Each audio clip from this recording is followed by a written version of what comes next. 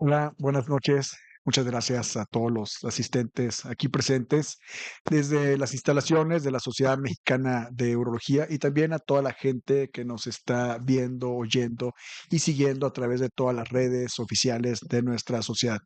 Muchas gracias por estar aquí con nosotros. Este es un día especial, es nuestra sesión mensual, nuestra sesión ordinaria.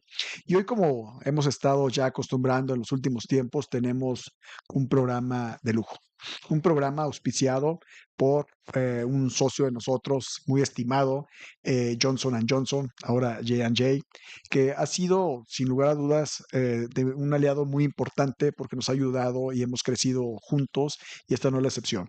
El día de hoy tenemos organizado por el Comité de Educación un caso clínico muy dinámico, con gente muy brillante, con amigos míos muy queridos, la doctora Perla del 20 de noviembre, el doctor Vadillo del Hospital Regional de Alta Especialidad del Bajío, gente muy brillante, y la doctora Maritza, que no tenía el gusto de conocerla, bienvenida, que nos estarán hablando de un caso de oncología, pero muy dinámico.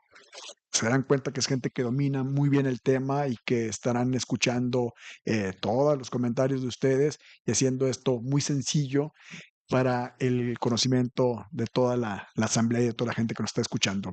Quiero comentarles que también seguimos trabajando muy fuerte en nuestro Congreso Nacional. Al día de hoy tenemos ya 44 profesores internacionales confirmados. Y es muy probable que podamos llegar a 50 profesores internacionales ya confirmados, con un programa, como les comento, muy robusto, muy pretencioso, con cirugías en vivo directamente a plenaria, face to face, diferentes técnicas, ya sea cirugías robóticas, enucleación de próstata con láser, etcétera. Y bueno, también muchos otros temas platicados de una forma muy amigable y muy directa para todos ustedes.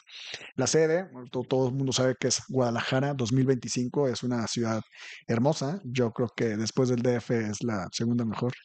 Bueno, si no estuvieran los micrófonos, decía que fue la primera, pero bueno, es muy bonita, es muy amigable, el clima es muy agradable para aquel entonces, no va a ser ni frío ni calor. Entonces, hay muchísimas cosas que le tenemos a todos ustedes ya organizadas, ¿no? Entonces van a ser bienvenidos y créanme que no los vamos a defraudar como nunca lo hemos hecho. Muchas gracias y aprovecho para dar el paso a nuestra secretaria de actas, la doctora Sandra Xochiquetzal. Sandra, bienvenida. Acta correspondiente a la 15ª sesión académica mensual ordinaria de la Sociedad Mexicana de Urología, Colegio de Profesionistas AC, llevada a cabo en modalidad híbrida. Siendo las 19 horas del día 15 de mayo del 2025, se llevó a cabo dicha reunión con la siguiente orden del día. Se presenta el concurso de estudios diagnósticos a cargo del doctor Gerardo Tena González Méndez. Se lleva a cabo la sesión académica mensual de los residentes a cargo del doctor Ibert Castellanos y el doctor Fernando Bolio, con la presentación del caso clínico por el doctor José Luis Mejía Jiménez del Nuevo Hospital Civil de Guadalajara, doctor Juan I. Menchaca. Se anuncia el ganador del concurso de estudios diagnósticos, el doctor Miguel Molgado Garza del Hospital Universitario, doctor José Eleuterio González, de Nuevo León. Se da la bienvenida a la sesión mensual por el presidente de la Sociedad Mexicana de Urología, el doctor Román Carvajal García. Se procede a dar lectura del acta de la sesión mensual académica anterior, siendo aprobada, y se da lectura a la correspondencia.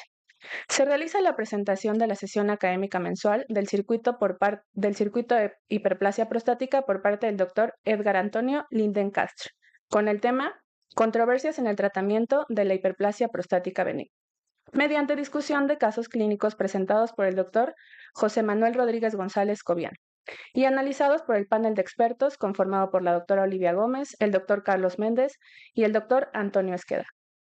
La mejor forma para evaluar los síntomas del tracto urinario inferior producidos por el crecimiento prostático, además de las herramientas habituales como la historia clínica y la exploración física, son las escalas validadas de síntomas urinarios, función sexual y calidad de vida, y así basarse en el objetivo del tratamiento. Con todo esto, elegir una de las múltiples opciones para el tratamiento farmacológico, dentro de los cuales la primera elección sigue siendo los bloqueadores alfa por su vida media y los efectos obtenidos, que reducen hasta un 40% del IPSS, aunque no hay que dejar de lado los efectos adversos como la disfunción eyaculatoria.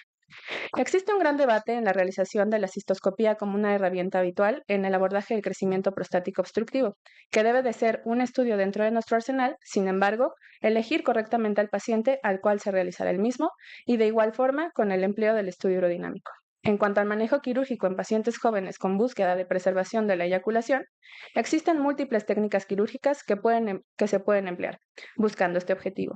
Desde la enucleación prostática con láser, con técnica preservadora, hasta las técnicas MIST, entre las cuales resalta el uso del resumen para la preservación de la eyaculación con muy buenas tasas de éxito, no sin dejar de informar al paciente la potencial necesidad del empleo de una segunda intervención para el tratamiento definitivo del crecimiento prostático dentro de algunos años. Por último, hay que conocer e identificar los factores que potencialmente llevarán a una progresión o falla del tratamiento médico para poder ofrecer al paciente de manera oportuna el tratamiento quirúrgico, con las múltiples técnicas que existen hoy en día y con el fin de evitar el daño vesical.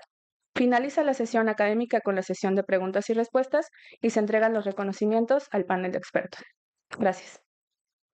Gracias, doctora. Votamos el acta de la sesión anterior. Se aprueba por unanimidad. Este mes no recibimos correspondencia en el correo de la sociedad. Y a continuación vamos a dar la palabra al doctor Edgar Linde, nuestro secretario de Educación, para que presente a nuestros ponentes y la sesión académica del día de hoy. Gracias. Muy buenas noches.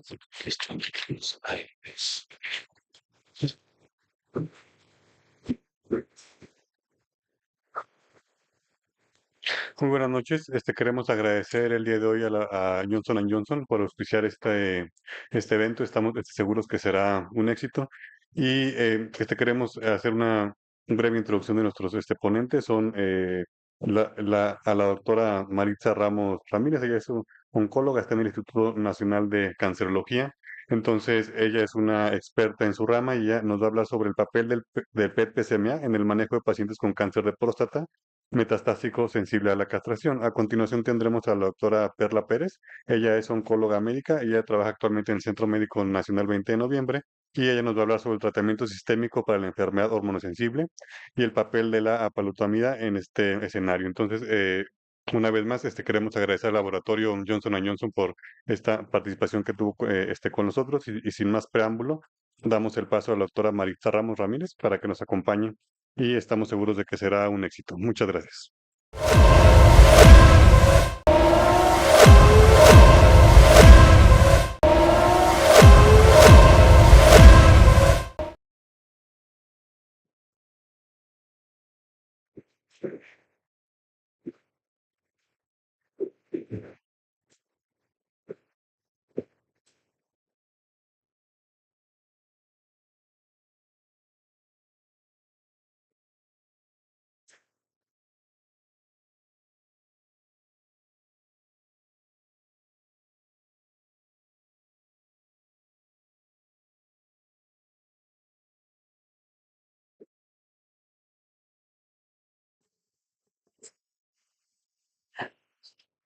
Muy buenas noches a todos.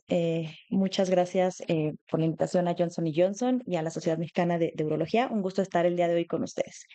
Vamos a empezar a hablar un poco acerca del papel del PET-CMA en el manejo de los pacientes con cáncer de próstata metastásico. Y bueno, esto es para recordar brevemente un dato que todos ustedes ya conocen muy bien, ¿no? En Estados Unidos se reporta que la mayoría de los pacientes con cáncer de próstata son diagnosticados en etapas localizadas. Sin embargo, en nuestro país pasa algo un poco diferente, donde vemos que el 40 al 50% de los pacientes van a ser diagnosticados en etapas avanzadas. Y esto obviamente se va a relacionar directamente con la supervivencia y justamente en este escenario de la enfermedad metastásica, al día de hoy todavía tomamos en cuenta muchos factores clínicos, ¿no? El volumen, los sitios afectados, el momento de la presentación de la enfermedad metastásica como factores que nos ayudan a ver el pronóstico que va a tener nuestro paciente, ¿no? Y es así como tenemos que aquellos pacientes que tienen una enfermedad metastásica sincrónica de alto volumen van a tener un peor desenlace en cuanto a la supervivencia, a diferencia de aquellos pacientes con una enfermedad metacrónica de bajo volumen, ¿no? Como podemos ver en esta gráfica. Y bueno, las diferentes técnicas de medicina molecular o de imagen molecular van a incluir algunos estudios como lo es la gammagrafía, que es que es 2D, es el estudio también de SPECT-CT, que se hace por medio de la gamma cámara. Tenemos también el estudio como tal de PET-CT y los estudios híbridos, ¿no? Aquellos que combinan el PET-CT con resonancia o el PET-CT con tomografía.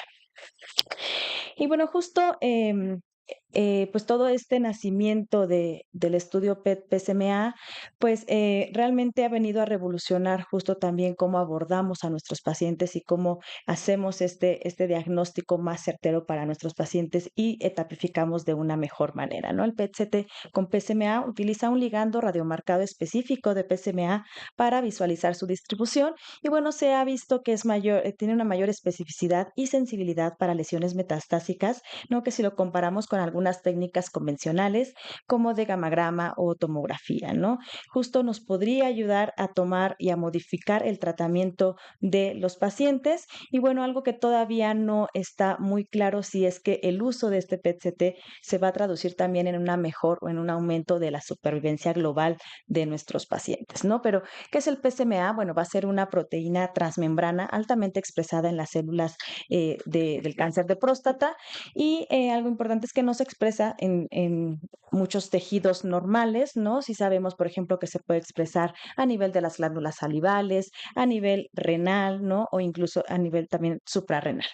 Y bueno, va a estar regulado por la recepción por los receptores de andrógenos y va a estar muy sobreexpresado, sobre todo en el cáncer de próstata resistente a la castración y menos expresado en las metástasis hepáticas. Algo muy importante también es que utilizamos últimamente cada vez más este término de teragnosis, que no solamente nos va a ayudar a realizar un diagnóstico, sino también a tomar decisiones para ver si estos pacientes pueden llegar a ser candidatos a un tratamiento dirigido con algunas terapias como lutecio que vamos a ver. Y bueno, la expresión de PSMA va a cambiar a lo largo de la enfermedad, ¿no? Finalmente vamos a tener una mayor sobreexpresión de justo conforme va avanzando la enfermedad o el cáncer de próstata. También va a ser diferente justo si tomamos este paciente previo a un tratamiento a que si este paciente ya recibió alguno de nuestros tratamientos. Sabemos también que aquellos pacientes justamente con alteración a nivel de la señalización del receptor de andrógenos es más activa en los tumores con PSMA alto, ¿no? Lo que va a traducirse en que estos pacientes pues van a tener una mejor respuesta a los tratamientos antiandrógenos. El PSMA también va a estar bueno, ya comenté que va a estar sobreregulado, ¿no? Sobre todo en el cáncer de próstata metastásico a la castración,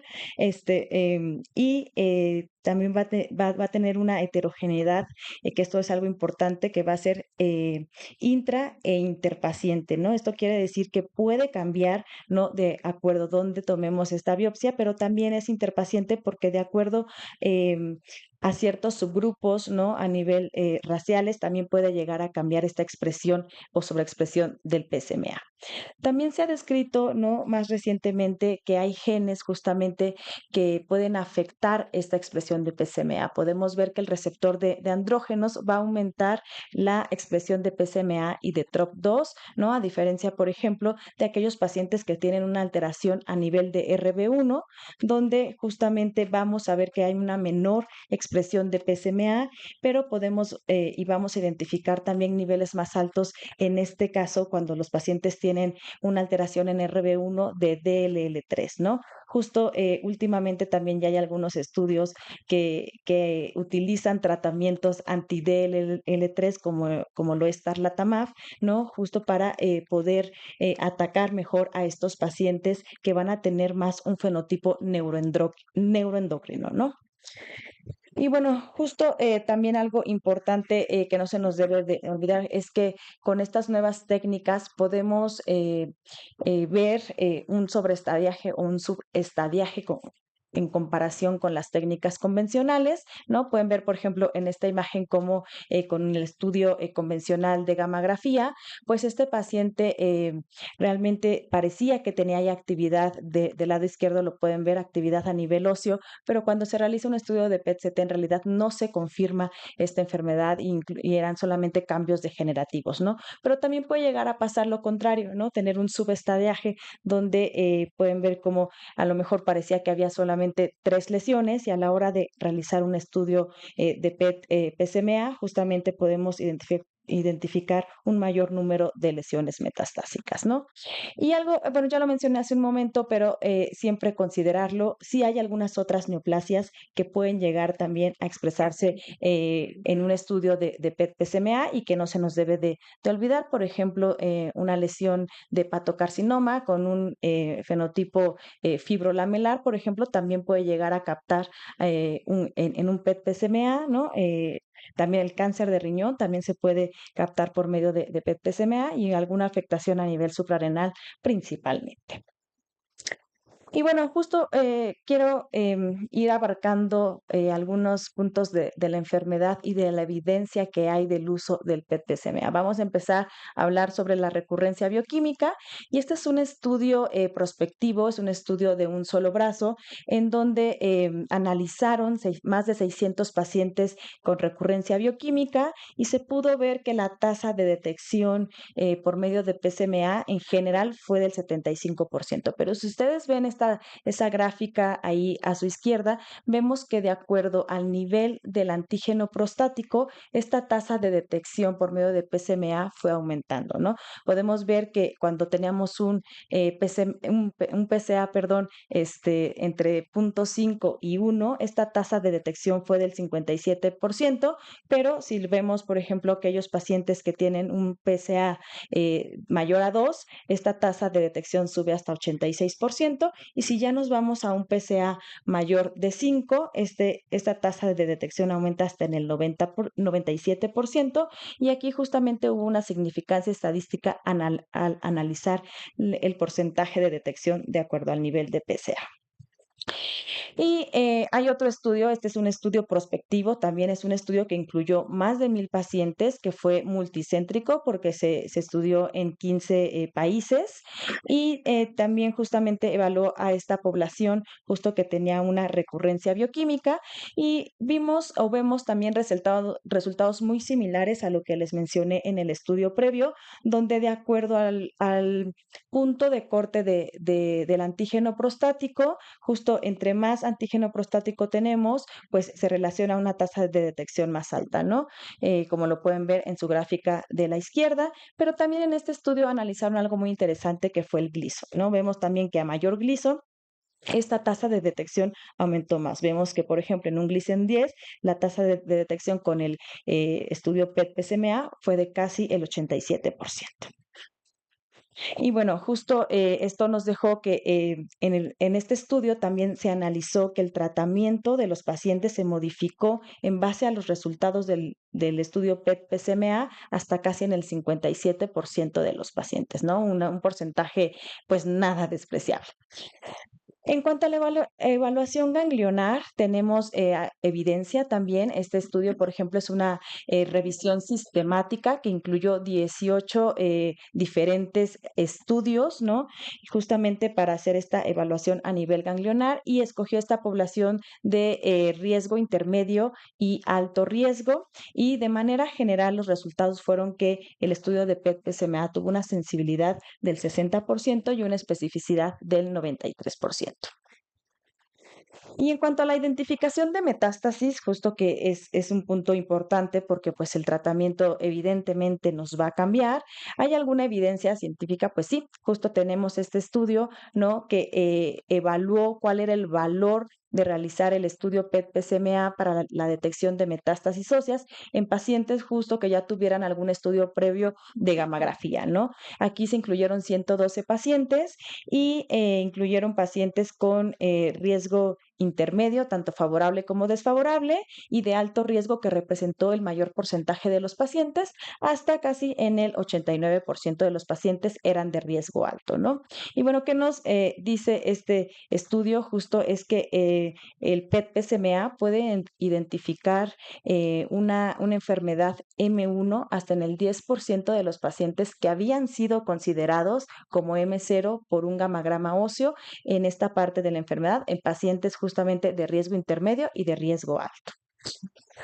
Pero también tenemos otra parte de la enfermedad que es aquellos pacientes resistentes a la castración no metastásicos y bueno, que sabemos que se presenta en un porcentaje muy pequeño. La verdad es que en cancerología tenemos contados estos pacientes y tenemos evidencia o tenemos algunos estudios que han evaluado específicamente esta población con el estudio de PET-PSMA. Este es un estudio retrospectivo que incluyó 200 pacientes que tenían un PSA mayor de 2, que tenían un tiempo de doblaje del antígeno prostático menor o igual a 10 meses y que tenían un Gleason mayor o igual a 8. En este estudio lo que vieron es que el 55% de los pacientes se reclasificó como un M1, ¿no? Cuando se realizó este estudio de PET-CT y estos pacientes habían sido previamente, se les había realizado previamente un estudio convencional con gammagrafía, ¿no? Detectaron adenopatías pélvicas hasta en el 54% de los pacientes y una recurrencia local, se documentó en el 24% de los pacientes. Y bueno, ¿qué hay justamente del uso del PET-PSMA ya en la enfermedad metastásica sensible a la castración? Este estudio se me hizo muy interesante, se publicó en el mes de abril de este año, en donde se hizo un consenso por medio del método Delphi. Se reunió a 40 expertos de manera multidisciplinaria. Este fue un estudio holandés y bueno, se realizaron algunas recomendaciones de acuerdo al porcentaje que votaban estos expertos. Si el 75% votaban por esa recomendación, entonces ya se hacía de manera formal. Y estos son algunos de los puntos importantes que destacó este estudio justamente para evaluar si el uso del PET-PSMA pues nos puede cambiar el manejo del paciente con cáncer de próstata. Y bueno, hubo un consenso en realizar el cribado metastásico con PET-PSMA para cáncer de próstata de riesgo intermedio desfavorable o alto riesgo. Otro de los puntos también importantes es que los hallazgos del PET-PSMA se consideraron factibles para determinar el tratamiento en el cáncer de próstata metastásico hormonosensible y los hallazgos de PET-PSMA que condujeron a una sobreestadificación después de haberse realizado una imagen convencional.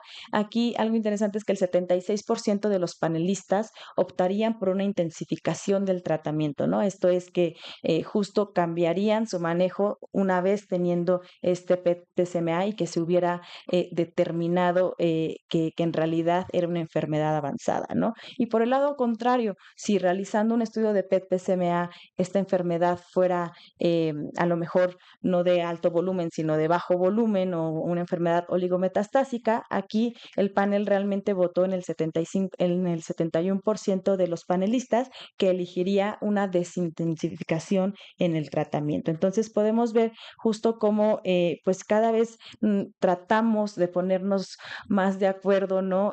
Haciendo, por ejemplo, este que fue un estudio o un panel Delphi para emitir recomendaciones de qué podemos hacer de acuerdo a las nuevas técnicas, ¿no? Que estamos utilizando cada vez más para estadiar a nuestros pacientes. ¿Y hay alguna evaluación, hay alguna información también de México? Sí, este estudio se realizó en el Instituto Nacional de Cancerología en el área de medicina nuclear, donde justamente ellos lo que hicieron fue medir el volumen tumoral, ¿no? En estos pacientes con cáncer de próstata sensible a la castración metastásico, y ellos tomaron el corte de 45 centímetros cúbicos en cuanto al volumen tumoral. Aquellos pacientes que tenían un volumen tumoral menor de esta cifra tienen una mejor supervivencia a diferencia de aquellos pacientes con un volumen tumoral más alto, más de 45 centímetros cúbicos. Esta supervivencia caía, ¿no? Fue casi 48 meses versus 31 meses y esto con una significancia estadística también, ¿no? Entonces, justo también se está tratando de evaluar no solamente el número de lesiones, ¿no? Como lo tomamos a lo mejor en algunos criterios o los que utilizamos, que son los criterios de Charter, sino también tratando de ayudarnos, ¿no? Con otras herramientas, en este caso, por ejemplo, con el volumen tumoral medido por el estudio de PET-CT. También aquí tratando de buscar alternativas, porque también es algo que no debemos olvidar, ¿no? Sabemos que el estudio de PET-PCMA no está a lo mejor disponible en todos los hospitales, inclusive, por ejemplo, en el Instituto Nacional de Cancerología, que sí lo tenemos disponible, también tenemos algunos problemas sobre a lo mejor que tarda mucho más tiempo en hacerse, ¿no? Y justo también aquí en el INCAN lo que se hizo fue evaluar algunas otras técnicas. Aquí en este estudio de 18 pacientes se utilizó el estudio de SPECT-CT-PCMA, ¿no? En aquellos pacientes que tenían un cáncer de próstata con riesgo intermedio desfavorable, alto o un riesgo alto, y justamente se comparó con un estudio de PET-PCMA normal, ¿no? Y lo que podemos ver es en estas imágenes, ¿no? Del lado izquierdo pueden ver las imágenes del SPECT y del lado derecho las imágenes del PET. Y en realidad, ¿no? Podemos ver cómo la afectación ganglionar se identifica prácticamente de una igual manera tanto en el SPECT como en el estudio de PET, ¿no? En esta imagen podemos ver algo similar, ¿no? Realmente las mismas lesiones que captan a nivel de PET también captaban a nivel del SPECT y no hubo una diferencia, ¿no? Justamente en la evaluación del número de lesiones detectadas en ninguno de los dos estudios, ¿no? Entonces, este fue como que el primer piloto que se realizó en cancerología buscando una alternativa pues menos costosa, más accesible y que fuera más realizarse y que se pudiera realizar más rápidamente que un estudio de PET por los tiempos, ¿no? También este póster se presentó en ASCO de este año, también ahí se realizó este estudio en cancerología, aquí se analizaron 119 pacientes, ¿no? Donde también se evaluó este beneficio o esta alternativa del estudio del SPECT-CT. Y algo importante que pueden ver ustedes aquí que les estoy señalando es que la mediana de días en los que podíamos tener un estudio de SPECT realizado era 7.2 días.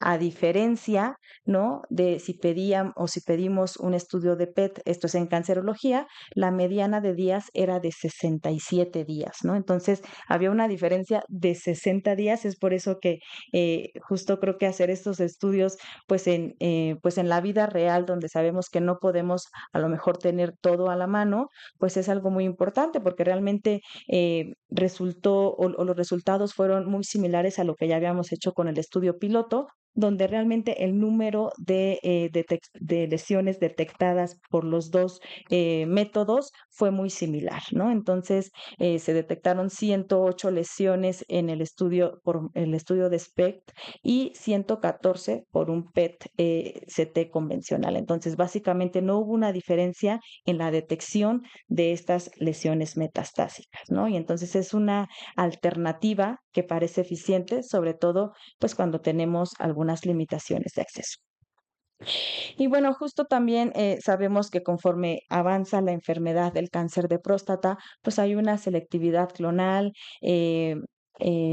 seguramente no los pacientes pues se vuelven más resistentes, aparecen a lo mejor algunas alteraciones moleculares de resistencia y demás, y las alternativas en cuanto al tratamiento médico, ¿no? Pues se nos pueden ir agotando y una de estas alternativas, justo que empezamos a utilizar hace unos años, fue no solamente el estudio, el PET-CT para diagnóstico, sino también utilizar lutecio, ¿no? Para aquellos pacientes que ya habían sido tratados, ¿no? Es la evolución justamente de los pacientes en enfermedad metastásica y cómo se fue involucrando también el tratamiento con lutecio en las diferentes etapas de la enfermedad. Y Uno de los estudios básicos, ¿no? Que nos enseñó el beneficio de utilizar lutecio en estos pacientes fue el estudio Vision, que es un estudio fase 3 que conocen ustedes muy bien, en donde se incluyeron pacientes con cáncer de próstata resistente a la castración que ya habían recibido un tratamiento antiandrógeno y también habían recibido un tratamiento con quimioterapia, en este caso con taxano, y es un estudio que se aleatorizó a dos grupos, ¿no? A continuar algún otro tipo de tratamiento, ya sea quimioterapia o lo que el investigador decidiera, y el otro brazo recibía la terapia de lutecio de 4 a 6 ciclos, y el objetivo primario fue la supervivencia libre de progresión radiográfica y la supervivencia global. Podemos ver cómo en ambos objetivos este estudio fue positivo. Podemos ver cómo lutecio, este estudio publicado pues en el 2021, justamente nos dijo que lutecio tuvo beneficio tanto en supervivencia libre de progresión como en supervivencia global, y en marzo del 2022 fue aprobado por la FDA justamente como una alternativa de tratamiento posterior a un antiandrógeno y posterior a la quimioterapia con taxano. Pero más recientemente también se está evaluando justo el poder utilizar estas terapias en etapas más tempranas, ¿no? El año pasado tuvimos resultados del estudio PSMA-4, ¿no? Que justamente evalúa estos pacientes con cáncer de próstata resistente a la castración metastásico que habían recibido un tratamiento con un antiandrógeno, pero no habían recibido tratamiento con taxano.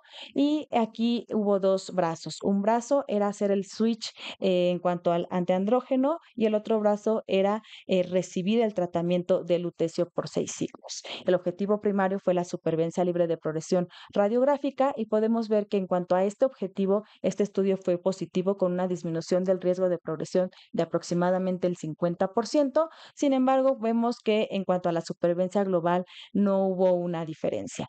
En marzo de este año, del 2025, este tratamiento ya fue aprobado por la FDA, por lo cual ahora no solamente podemos utilizar estas terapias posterior a una terapia con taxano, sino desde una terapia prequimioterapia, ¿no?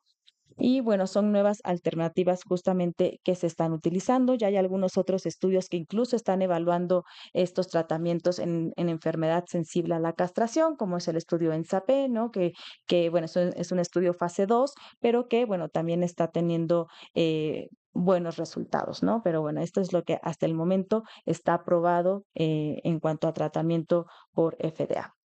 Y bueno, también hay algunas justo alteraciones genómicas que están dando, se está poniendo muy interesante porque también nos han hablado de que probablemente el tener alguna alteración genómica pueda tener una respuesta diferente a estas terapias con lutecio. Este es un estudio retrospectivo, ¿no? Que incluyó pacientes con cáncer de próstata resistente a la castración, que se les había realizado un estudio de secuenciación de nueva generación y que habían recibido tratamiento con lutecio. Fueron 126 pacientes que se incluyeron, y el 46% de estos pacientes tenían una mutación en el gen de reparación del daño del DNA, y el 47% tenían alguna mutación en los genes supresores como TP53, como RB1 o como PTEN. Y pueden ver del lado derecho los resultados. Aquellos pacientes, por ejemplo, aquí se analizaron los pacientes con mutación en ATM, arriba es la primera gráfica, y pueden ver que estos pacientes que tengan mutación en ATM tienen una mejor supervivencia libre de progresión y una mejor supervivencia global cuando son tratados con lutecio, a diferencia de la gráfica que está abajo, donde se incluyeron, bueno, donde analizaron a los pacientes con BRCA2, por ejemplo, donde no muestra un beneficio en ninguno de los dos desenlaces, ¿no? Hay algunas otras variantes o alteraciones genómicas que se analizaron, sí, por ejemplo, la de arriba es ciclinas. También podemos ver que en cuanto a la supervivencia libre de progresión radiográfica, el utilizar lutecio en alguna mutación con ciclinas tuvo un beneficio que no se replicó en cuanto a la supervivencia global.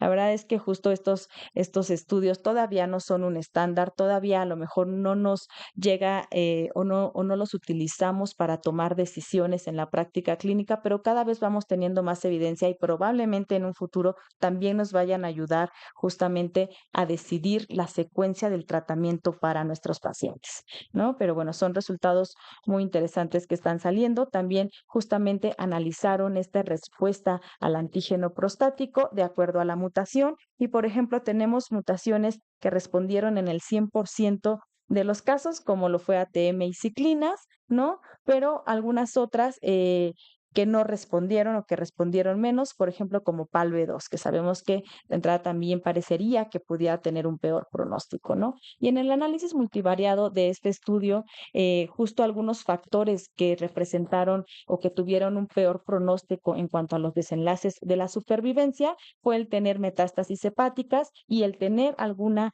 alteración como TP53, RB1 o PTEN. Y esto con una significancia estadística. Y bueno, ya para concluir, el estudio de PET-PSMA actualmente pues es una técnica de imagen que es sensible para la evaluación de las metástasis en cualquier etapa de la enfermedad, ¿no? En cuanto es una herramienta muy útil, hablando de la recurrencia bioquímica, ¿no? Creo que también nos pone o nos puede cambiar la decisión del tratamiento si posterior a realizar esta técnica, por ejemplo, tenemos un sobreestadiaje o un subestadiaje, ¿no? Entonces, ahí es cuando tenemos que decidir qué vamos a hacer con el paciente, intensificar el tratamiento o desintensificar. Creo que pues son cosas que hay que discutir, ¿no? Utilizarlo, ya mencioné, en la recurrencia bioquímica y también, y no se nos debe olvidar también a utilizar o hacer estas técnicas duales, tanto de FDG como PSMA, sobre todo cuando tenemos una heterogeneidad en cuanto a la presentación clínica, ¿no? En cuanto a que el paciente a lo mejor tiene mayor síntomas clínicos, pero el antígeno prostático pues se mantiene ahí bajito, ¿no? Donde pensamos que a lo mejor pudiera tener alguna diferenciación neuroendocrina, justamente es donde nos ayudaría mucho a realizar estas técnicas, no solamente con PSMA, sino con FDG, para tener una mejor evaluación de nuestros pacientes. Y bueno, de mi parte, eso es todo. Muchísimas gracias y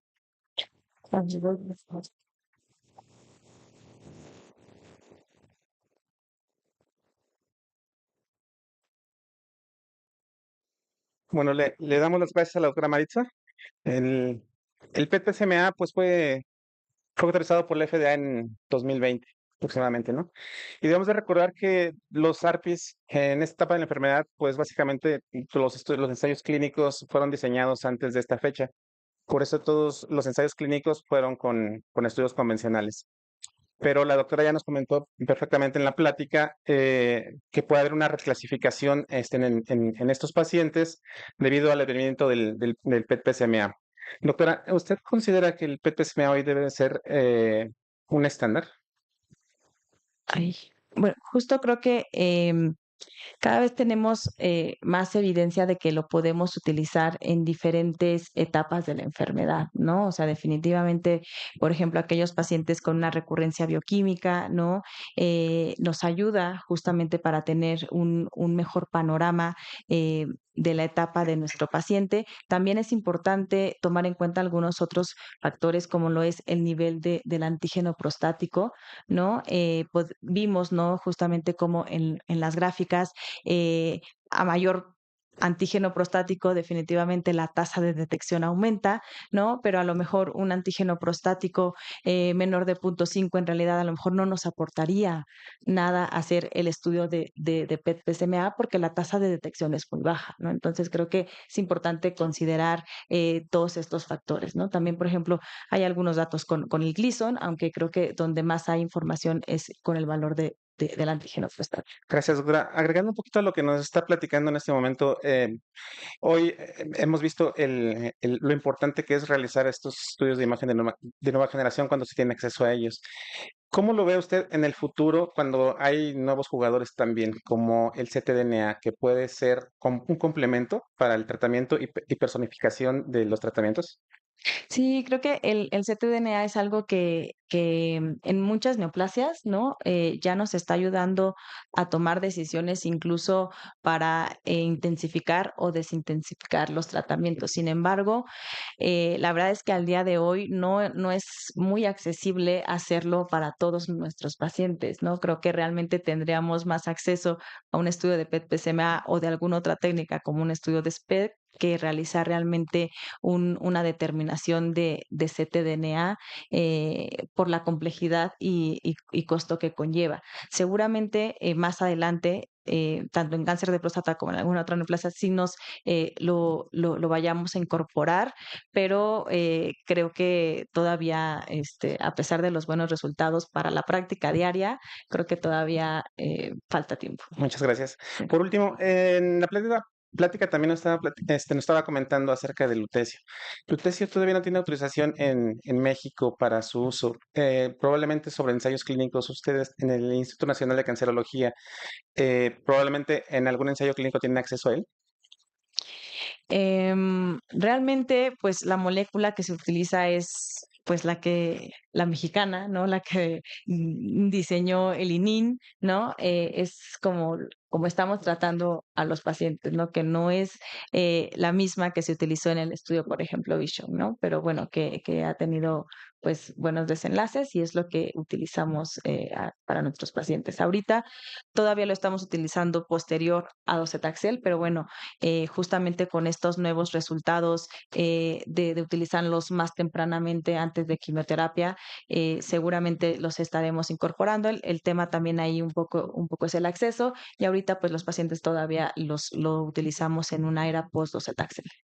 Le agradecemos mucho, doctora, su participación. Vamos a continuar con la doctora Perla. Ella nos va a hablar del tratamiento hormonal en el cáncer de próstata sensible a castración metastásico. Si gusta, doctora, dejamos la palabra.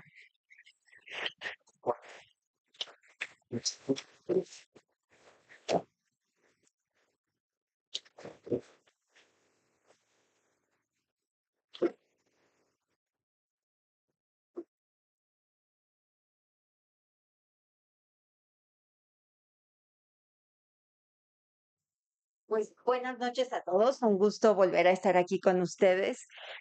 Ahora yo les voy a dar un pequeño recordatorio de lo que es el tratamiento sistémico, que de esto hemos platicado en varias ocasiones y es por esto que es un resumen muy rápido, porque por la importancia que tiene la intensificación del tratamiento en hormonosensibilidad y para que cada uno de nosotros no pierda de vista en la importancia del tratamiento sistémico.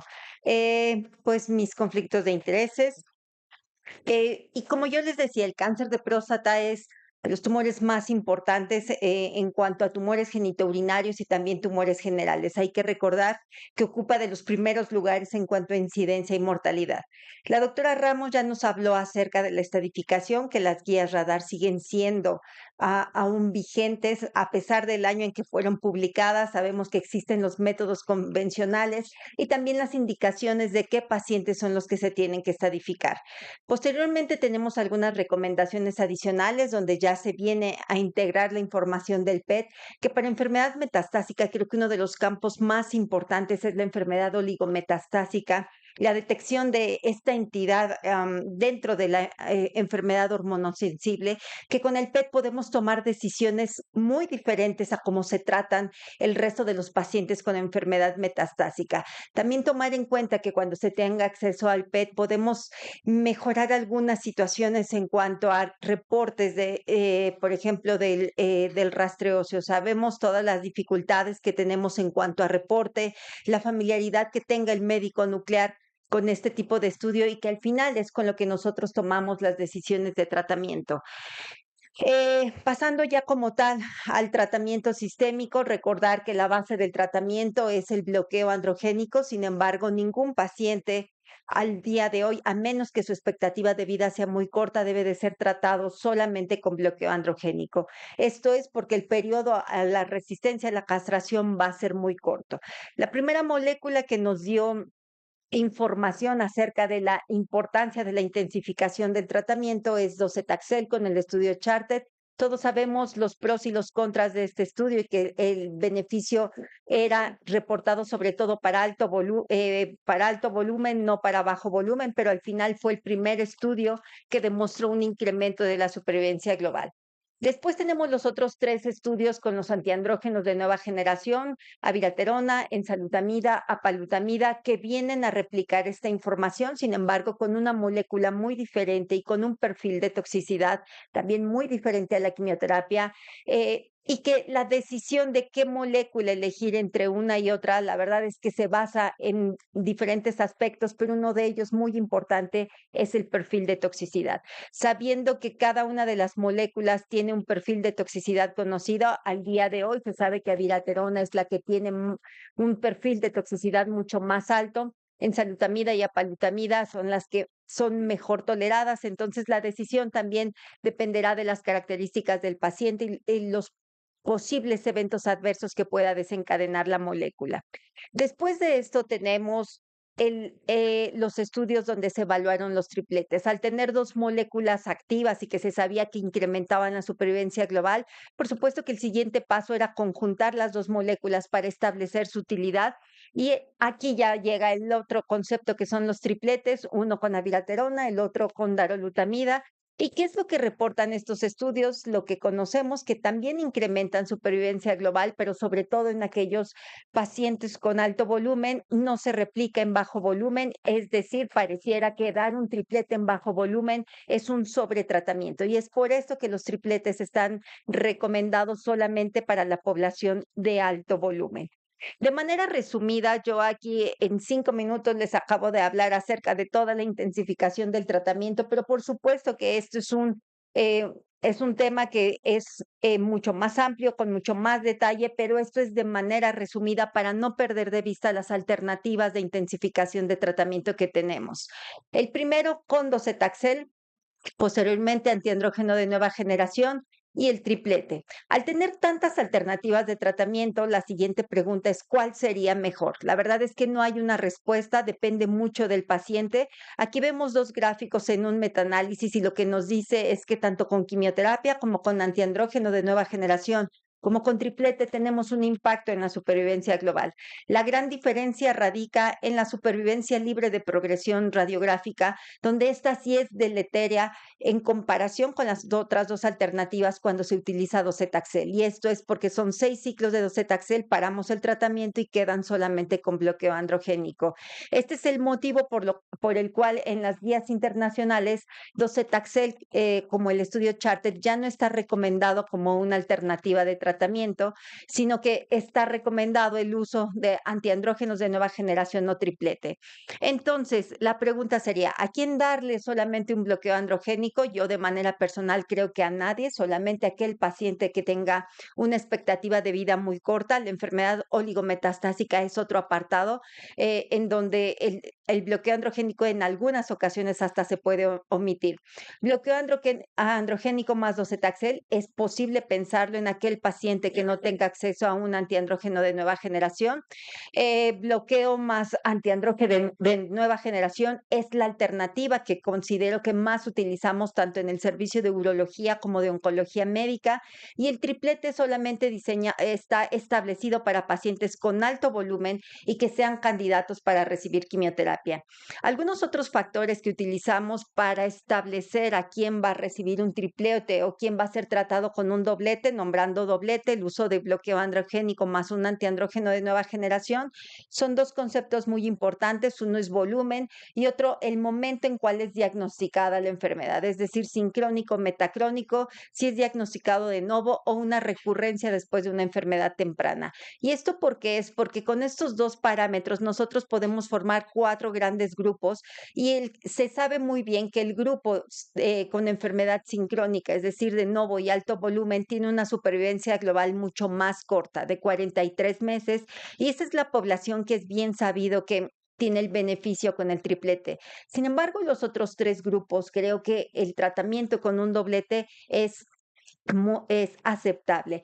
Y ya pasando ya a la parte final, un caso clínico para ejemplificar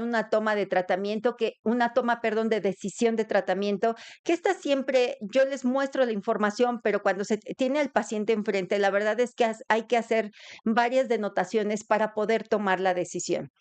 Aquí les muestro el resumen de este paciente que yo veo en el 20 de noviembre. Esto es un hombre de 80 años con un antecedente de tabaquismo sumamente intenso que le ocasionó EPOC y esto lo hace dependiente de oxígeno las 24 horas. Además de esto es hipertenso. En ese momento solamente estaba en vigilancia y una parte muy, muy importante es que al momento que yo lo conocí tenía una infección por tuberculosis ya en tratamiento, llevaba 3 meses bajo tratamiento, pero al final no había terminado el tratamiento antifímico. El paciente comienza en el 2017 con síntomas urinarios obstructivos. Como él lo vigilaba un neumólogo por el EPOC que tenía, le piden un nivel de antígeno prostático. El antígeno prostático se reporta en 18, lo mandan al servicio de urología. El servicio de urología hace una exploración física, encuentra una próstata sospechosa y se toma una biopsia.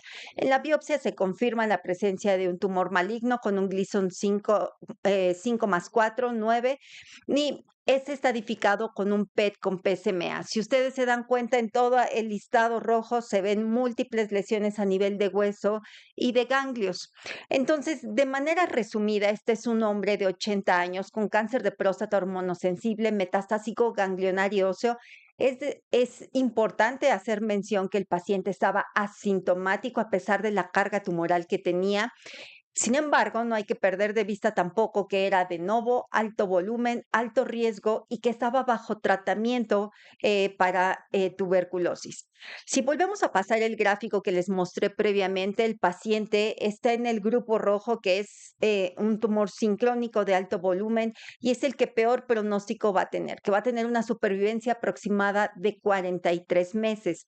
Entonces, ¿qué decisión tomarían ustedes en cuanto a intensificación de tratamiento? ¿Qué tratamiento le darían a este paciente?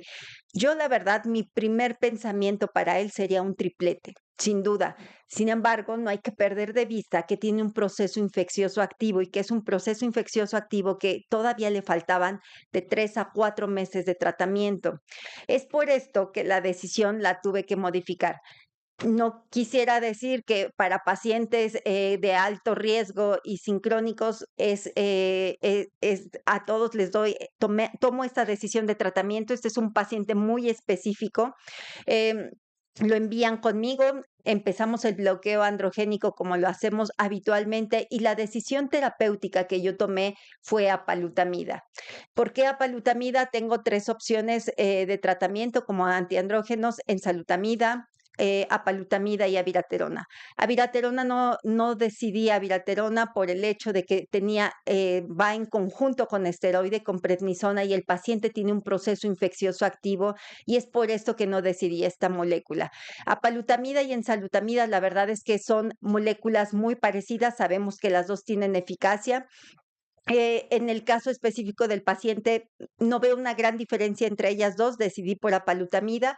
Empezó el tratamiento del paciente y la verdad es que la evolución fue muy buena. El nivel de antígeno prostático fue disminuyendo. La primera evaluación, el antígeno prostático a 6, posteriormente a 2. Se le hace el PET de control y tiene enfermedad estable. Para mayo del 2024 tenemos una negativización del antígeno prostático a 0.85. Y pues, ¿por qué tomé la decisión de apalutamida? Conocemos el estudio de aprobación de esta molécula y este estudio de aprobación también tiene una población de alto volumen. Ustedes se podrán dar cuenta, un 60% de la población tenía alto volumen y esto me justifica a mí el por qué le doy apalutamida en un paciente que no es candidato a un triplete.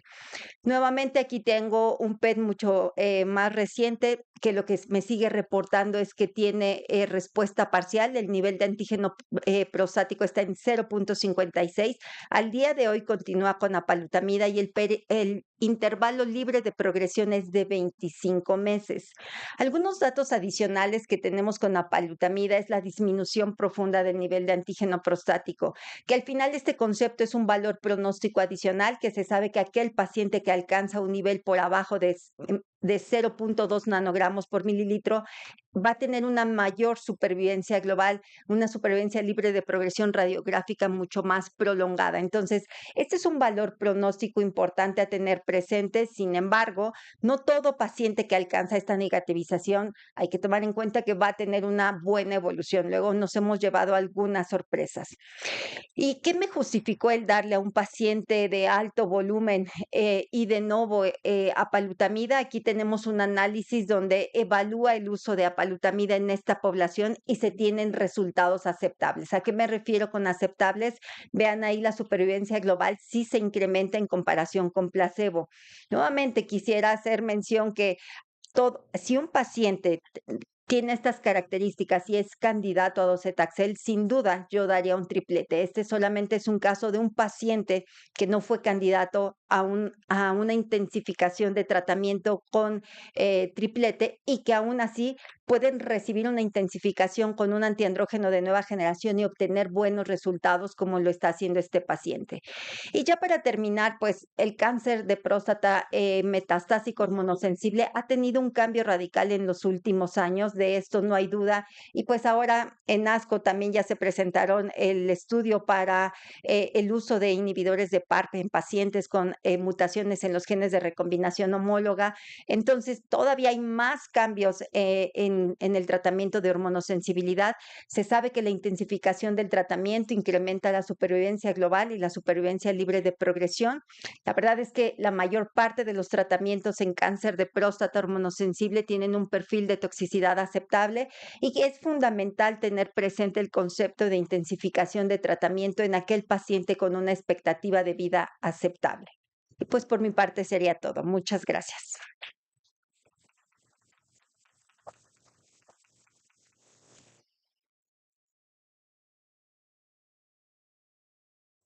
La doctora, bueno, nos dio un excelente resumen de lo que ha sido la evolución y actualmente el manejo del cáncer de próstata hormonosensible metastásico. Doctora, hoy tenemos, bueno, diferente, ya nos platicó de individualizar un poco el tratamiento en pacientes con bajo volumen y alto volumen. Digamos, enfocándonos un poquito en el alto volumen, en cuanto a eficacia y toxicidad, ¿cuáles serían sus cuestiones puntuales que nos podría decir para tomar una decisión de cuál o cuál dar? En cuanto a eventos adversos de los tripletes. Eficacia, no, eficacia en cuanto a un duplete y un triplete, eficacia contra toxicidad. Ok. Si nosotros vemos los resultados de supervivencia global de los dobletes y de los tripletes, la verdad es que son muy parecidos. Y ambos estudios lo que hacen es englobar pacientes de alto y bajo volumen. No hay un estudio diseñado. El PIS-1 posiblemente tenga un poco más de pacientes de alto volumen y de peor pronóstico. Sin embargo, son poblaciones mixtas y muy posiblemente por eso se obtienen resultados muy similares. Las decisiones de doblete o triplete, la verdad es que se basan mucho en los subanálisis del beneficio de cada tratamiento en la población de bajo volumen o alto volumen. Y es por esto que el triplete está recomendado para pacientes con alto volumen o alto riesgo. En cuanto a eventos adversos, la verdad es que dar docetaxel para mí no es un gran problema. Yo creo que es una molécula con la que ya estamos muy familiarizados y si se hace una selección adecuada del paciente, la tolerancia, la verdad, puede ser muy buena. Y luego está indicado cada 3 semanas, pero también tenemos formas de dar el docetaxel bisemanal, donde el perfil de tolerancia mejora todavía más. Entonces, si hay un paciente que esté muy deteriorado en cuanto a estado funcional secundario a la carga tumoral, yo sin duda empiezo un triplete. O sea, no es una limitante los eventos adversos que ocasiona docetaxel. Este caso que yo presenté es un caso que se presenta en la minoría de los casos y también es para ver que en algunas ocasiones, aunque yo quiera utilizar el triplete, pues no se puede por este tipo de situaciones. Muchas gracias, doctora. Pasándonos ahora un poco a los pacientes de bajo volumen. Nos platicaba hace unos momentos también la adición de IPAR en ASCO. Digamos que, regresando al punto que platicamos con la doctora Maritza, haciendo un panel en etapas tempranas, como en este caso, tenemos un paciente de bajo volumen en el cual se le hacen mutaciones y encontramos un perfil para mutaciones HRR. Podría cambiar el tratamiento o también en el caso de mutaciones no HRR, que pueden ser una PT53 o el PTEN, dar un triplete en ese momento desde bajo volumen. Los tripletes están recomendados para alto volumen y alto riesgo, que algunos pacientes no cumplen la definición de alto volumen, pero sí riesgo. Y eso es muy frecuente que veamos hombres jóvenes de 45, 50 años con 2, 3 lesiones metastásicas o a veces una, pero con un Gleason de 10 y con una elevación mínima de antígeno prostático, que eso nos está hablando de un tumor muy indiferenciado. Entonces, en esos pacientes yo sí he dado tripletes. Sin embargo, no creo que sea suficiente para ellos. Para pacientes con mutaciones, para eso están los inhibidores de PARP, ahora con el estudio Amplitude, y para mutaciones en PTEN vienen otras moléculas como capivasertib, que también tiene un estudio en hormonosensibilidad, que desde mi punto de vista ese estudio va a ser positivo, porque solamente es en mutación con PTEN, que esto les da un peor pronóstico a los pacientes con cáncer de próstata metastásico. Al día de hoy se tendrían que utilizar tripletes en esa población. Yo creo que no es suficiente para esos pacientes mutados un triplete. Van a progresar muy rápidamente. Lo que necesitamos es un agente dirigido hacia la mutación, pero al día de hoy ni a nivel mundial ni en México está aprobado. Que no creo Claro. que tarde mucho la aprobación de los inhibidores de PARP, Sí, esto hormonosensibilidad. tendría que justificar hacer tipificación en etapas tempranas, ¿verdad? Así es. Que primero tenemos que dar ese paso. Gracias, doctora. Por último, le teníamos por ahí otra pregunta. Nos platicaba también de la respuesta profunda del antígeno prostático con la palutamida. En comparación, bueno, si soy algún estudio en población general, no auspiciada por la industria, en el cual se demuestra un descenso muy rápido del PSMA de apalutamida contra enzalutamida en el PSA90. En este caso, ¿eso puede ser un factor determinante también para escoger usted una u otra molécula? No lo creo. Desde mi punto de vista, no. O sea, lo que nos da, el valor que nos da esa disminución del nivel de antígeno prostático es un factor pronóstico, pero no rotundo de que le va a ir bien al paciente. Y como lo mencioné hace un momento, a veces nos llevamos grandes sorpresas, que el paciente negativiza el antígeno prostático y a los 3 meses progresa. Entonces, se sabe que la mayor parte de los pacientes que negativicen el nivel de antígeno prostático van a tener una mejor evolución, pero al final no es un factor rotundo de que le vaya a ir bien al paciente. Tengo otros pacientes que el antígeno prostático, el nadir que alcanzan es 4 o 5 y llevan 4 o 5 años con el antiandrógeno de nueva generación elegido. Entonces, aún necesitamos mayor información de factores pronósticos para poder determinar la elección del tratamiento. Muchas gracias, doctora. No sé si alguien, bueno, creo que no hay tiempo para preguntas. Les agradecemos mucho a la doctora Perla, a la doctora Maritza. Muchas gracias. Buenas noches.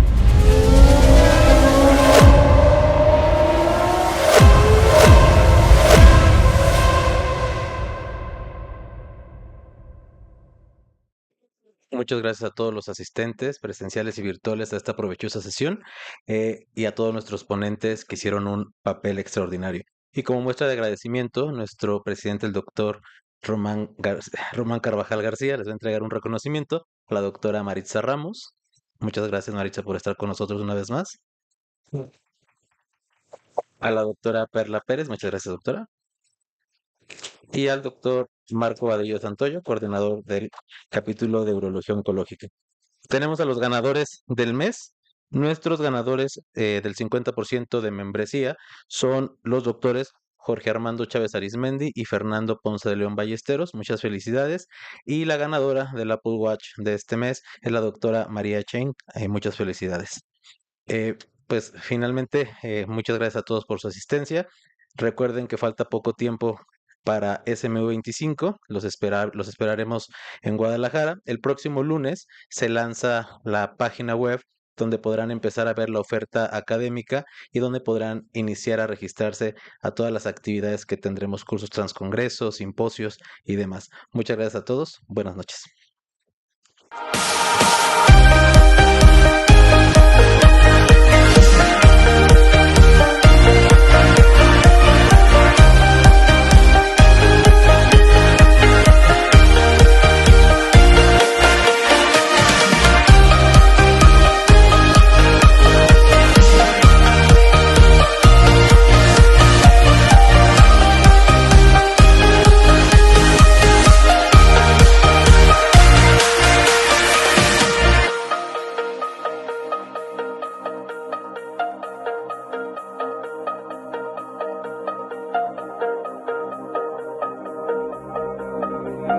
tears stream